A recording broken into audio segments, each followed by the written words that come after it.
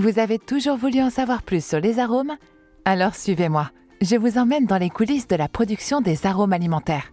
Même si les arômes sont désormais plus fréquents dans leur version naturelle, les entreprises produisent également des arômes de synthèse. Pourquoi? Pour répondre à cette question, partons à la rencontre de Guillaume, chef de produit. Bonjour Guillaume, pourquoi les arômes de synthèse ont-ils été créés? Bonjour. Je vous propose de remonter un peu dans le temps. La première molécule aromatique à avoir été synthétisée, bien connue de tous, il s'agit de la vanilline en 1870. Il y a donc plus de 150 ans. D'autres découvertes de molécules de synthèse datent également du 19e siècle, telles que le benzaldéhyde qui donne un goût d'amande amère. Autant dire que la synthèse ne date pas d'hier. La synthèse est née d'un besoin, offrir au plus grand nombre de consommateurs des goûts auxquels ils ne pourraient pas si facilement goûter dans leur version naturelle. Est-ce une question de prix?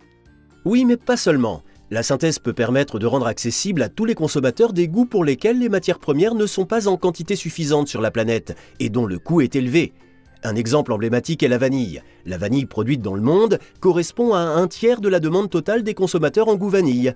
Les aromaticiens ont donc développé des alternatives naturelles et de synthèse pour répondre à la demande du consommateur. C'est donc une question de prix, mais pas que.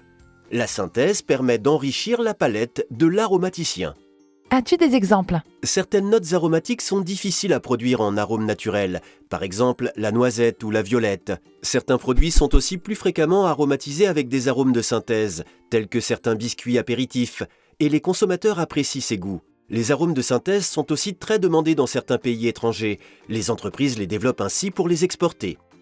Les arômes de synthèse sont-ils aussi sûrs pour la santé que les arômes naturels?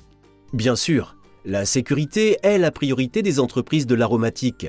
Les arômes, qu'ils soient naturels ou de synthèse, sont toujours sûrs pour le consommateur.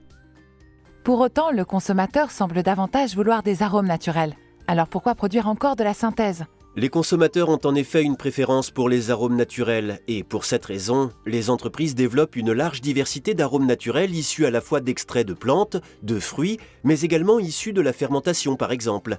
La synthèse est une autre alternative. L'objectif est toujours de répondre à la diversité des goûts et d'offrir des ingrédients aromatiques sains et sûrs, adaptés aux attentes des papilles des consommateurs. Merci Guillaume.